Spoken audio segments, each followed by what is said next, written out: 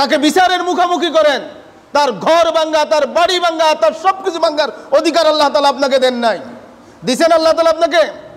এক ঘরে 5 ভাই বসবাস করে, 4 ভাই বসবাস করে, 3 ভাই বসবাস করে, 4 ভাই মিলে একটা ঘর দিয়েছেন। হয়তোবা একজন আপনার প্রতি অন্যায় করেছে, তা আপনি একজনের অন্যায়ের প্রতিশোধ নিতে 4 জনের ঘর ভেঙেছেন। এই হুকুম কে দিয়েছে আপনাকে? কে দিয়েছে? আপনি একটু পিছনের দিকে তাকিয়ে দেখেন না, একটু পিছনের দিকে। যারা দাপট দেখিয়েছিল তারা পালিয়ে গেছে, আর আপনি পালাবেন না যে গ্যারান্টি কি? যারা দাপট দেখিয়েছিল তারা পালিয়ে গেছে, আপনি যে পালাবেন না তার গ্যারান্টি কি? মানুষের প্রতি সম্মান প্রদর্শন করুন।